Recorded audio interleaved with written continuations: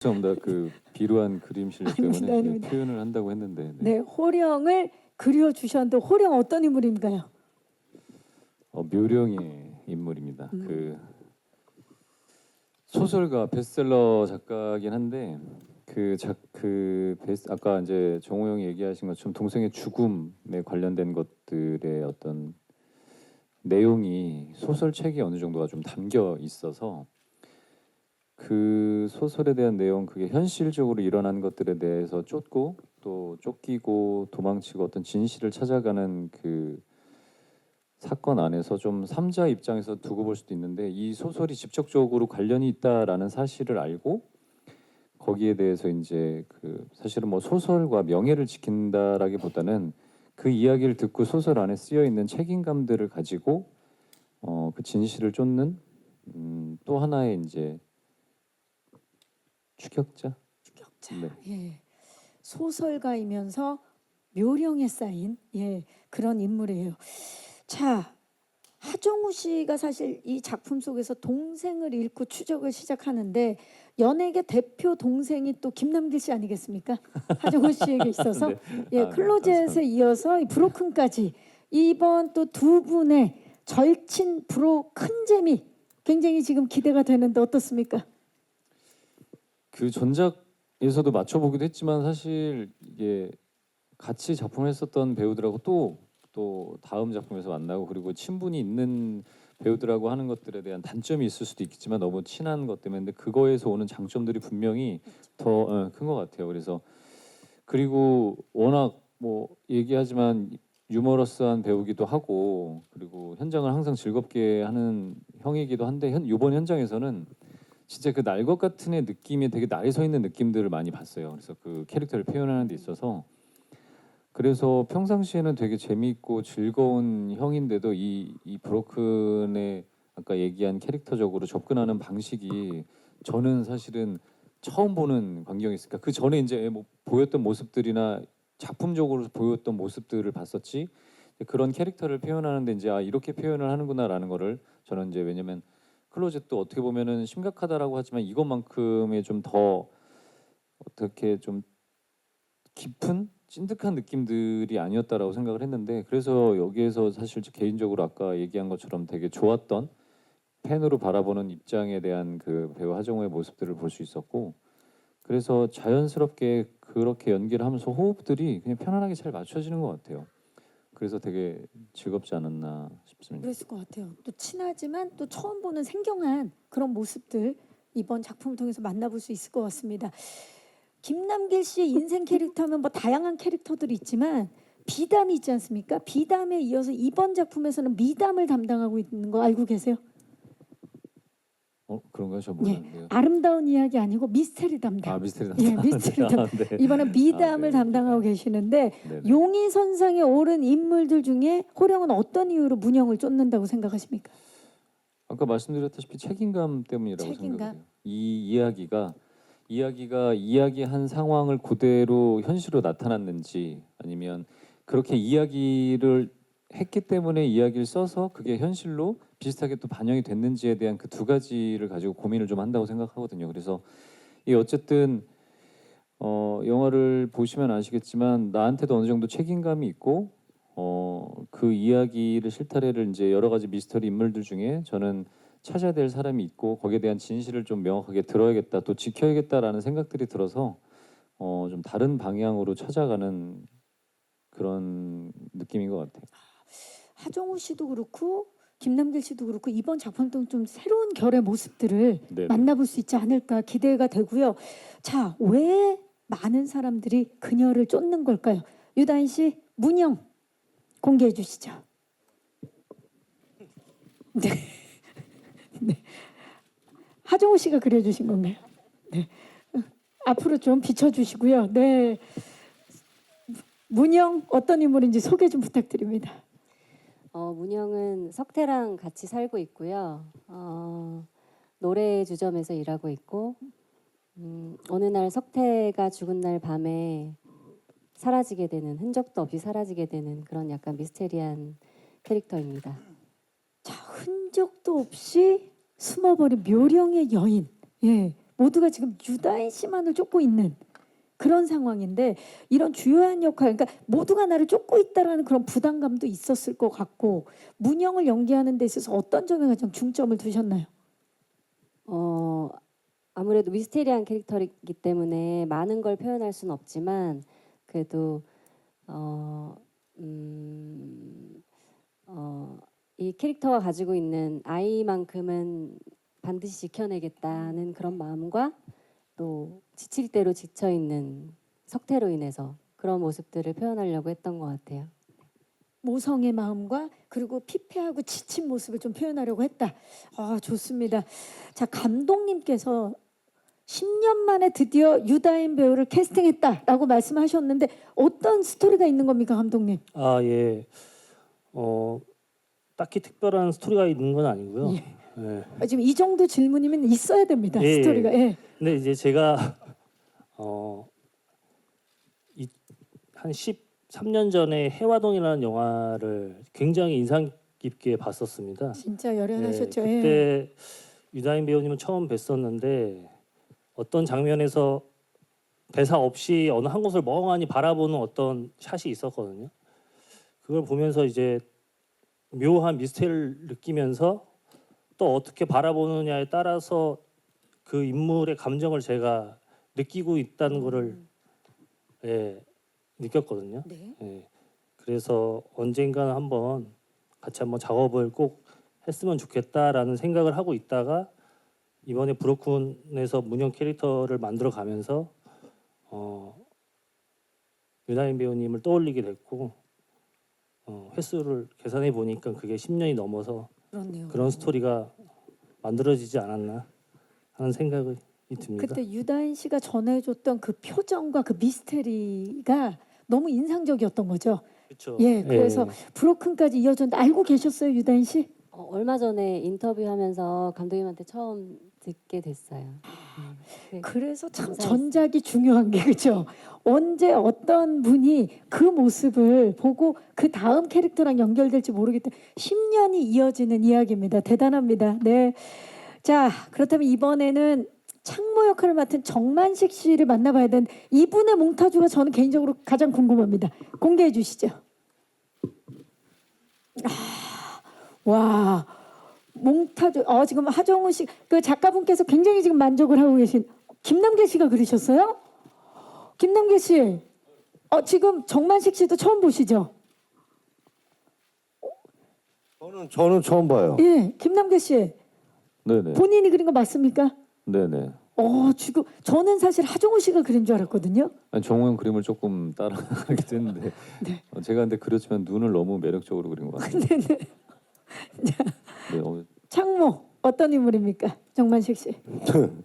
예, 그 영화가 진행되는 그 도시에서 도시의 어느 조직 창모파의 보스입니다. 예.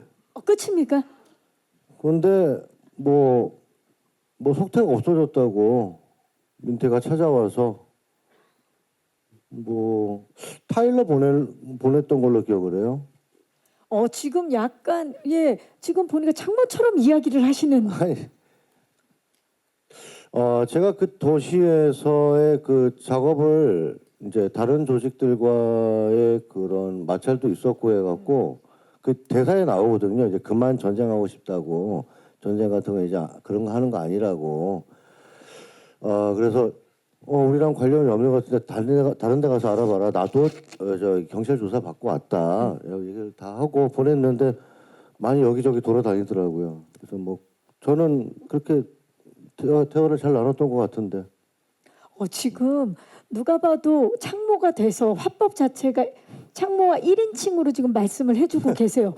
대단합니다. 사실 다들 느끼시겠지만 범죄 추적극 하면 정만식. 조금만 더 기품 있게 웃어주시기 바랍니다. 정만식 하면 또 이런 카리스마를 빼놓을 수가 없는데요. 범죄 장르를 이제 다수 섭렵하신 장인으로서 브로큰만의 매력 그리고 창모만의 매력을 좀 말씀해 주시죠. 브로큰은 이제 한 남자가 결심했는데 그 결심이 무너지고 무너지면서의 다시 그 과거로의 그 회귀라고 할까요? 뭐 다시 기억하고 싶지 않은 그런 그 모습을 다시 찾게 되면서 다시 뭔가 이야기의 진실을 찾고자 막 이렇게 헤매는 그 이야기인데 저는 이제 뭐 할 얘기가 별로 없었는데 찾아와서 그냥 제가 알고 있는 이야기만 해준 거고요. 창모 역할을 하려고 사실은 제가 처음으로 이렇게 이런 역할 그 뭐 말씀하신 대로 또 추적 뭐 감금 뭐 협박 뭐 이런 역할들을 많이 하면서 했던 역할들 중에 가장 깔끔하고 말끔합니다. 깔끔 말끔 네, 그리고 말도 지저분하게 하지 않고요. 되게 간결하고 제 기억으로는 아주 짧고 간결하고 그리고 뭐랄까요? 젠틀한가요? 또 되게 젠틀하고 품위 있게 아마 대화를 나눴던 것 같아요. 이렇게 좋습니다. 여유 있게 얘기를 나눴던 것 같아요. 깔끔하고 말끔하고 젠틀한 네, 정만식 씨의 모습, 창모의 모습 기대해 주시기 바라면서 점점 지금 몽타주가 공개될수록 하정우 씨는 워낙 또 유명한 또 화가기도 하시지만 김남길 씨의 재능이 지금 새롭게 밝혀지고 있어요. 지금 네. 강풀 작가님도 놀랄 법한 지금 몽타주들이 나오고 있는데요. 과연 마지막 임성재 씨의 몽타주는 어떤 분께서 그리셨을지 병규 공개합니다. 갑자기 느낌이 훅 달라지는데요. 자, 이 몽타주 누가 그리신 겁니까? 김남길 씨 무슨 일이 있었던 거예요? 네, 죄송합니다. 예. 네. 저건 끄적거린 것 같은데요. 임성재 씨 괜찮으세요? 본인 몽타주? 저거만큼 저를 잘 표현할 수가 없다고 생각을 합니다. 이게. 왜냐면은 병규라는 애가 사실 저 눈을 보시면 네. 그 이렇게 우리 옛날에 그 연필 떼지 않고 한 번에 그리기처럼 네. 이렇게 단순하게 되어 있잖아요. 병규가 그런 애거든요. 그걸 정확하게 간파했다. 예. 아, 대단합니다. 아주 심플하고 뭐 딱히 앞 뒤가 별로 없는 그 이제 보이는 게 다인. 보이는 게 다인. 그래서 우리 형을 잘 따라서 보좌를 해주는 그런 역할인데 안성맞춤으로 그려주셨습니다. 대단합니다. 그림도 네. 그림인데 굉장히 그 해석이 예. 놀랍고요. 사실 민태와 함께 차에서 그러니까 추적을 계속 동행하는 인물 아닙니까? 맞습니다. 경규가? 예. 그런데 정작 촬영 때 계속 차에만 있었다는 이야기가 네. 있어요. 차에서 어떤 생각들을 좀 하셨는지. 뭐 언제 내릴까 이런 생각들도 좀 하고, 이렇게 뭐 내 다리에 문제가 있었는지 그런 생각도 좀 하다가 감독님께서 네. 이게 지금 내릴 때가 따로 있다. 아주 민태는 차에 중요하게. 있어야 된다. 차에 네. 있어야 된다. 그래서 그런 아주 중요한 마음가짐을 새기면서 차에 있었습니다. 왜냐면 이게 굉장히 어려운 게 한정된 공간에서 연기를 한다라는 게 결코 쉽지 않거든요. 네, 맞습니다. 아마 임성재 씨가 그 안에서 다채로운 또 매력을 보여주실 것 같은데요. 기대를 해보도록 하겠습니다. 자, 얽혀버린 진실 사이에서 용의선상에 오른 분들 지금 서로 얽히고 쫓는 그런 인물들인데요. 우리 다 같이 몽타주를 한꺼번에 좀 들어주시겠어요? 자, 이분들이 서로 쫓기고 있습니다. 몽타주를 앞쪽을 향해서 함께 들어주시기 바랍니다. 네, 이 몽타주를 보신 분들이 있으시면 제보해 주시기 바라면서 과연 어떤 과정 속에서 브로큰이 완성되었는지 저희가 제작기 영상 만나고 와서 이야기 계속 나누겠습니다. 만나보시죠.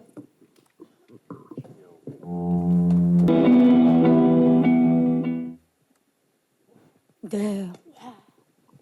춘천에서부터 해남까지 사라진 문영을 쫓아서 땅끝까지 추적해가는 긴장감과 몰입감이 느껴지는 제작기 영상 보고 오셨는데 야외 로케이션이 대부분이었던 걸로 알고 있는데요. 감독님 어떤 도시들이 있었고 그리고 실제 장소들을 강조한 특별한 이유는 무엇인지 좀 여쭐게요. 예, 일단 춘천을 중심으로 서울, 인천, 해남으로 크게 구분되어져 있고요. 그리고 제가 이 공간들을 설정한 이유는 처음에는 인물들을 먼저 배치를 했었습니다. 민태가 이제 추적하는 과정에서 만나는 인물들을 먼저 세팅을 했었고 그 과정 안에서 좀 더 명확한 분위기와 그 공간의 어떤 구분점을 보여줘야겠다라는 생각에서 이제 그런 공간들을 만들어 나갔습니다. 그리고 야외 로케이션이 많았던 이유는 짧은 순간 안에 좀 더 확실하고 명확한 어떤 이미지를 관객들에게 전달해 줘야겠다라는 생각을 했었고요.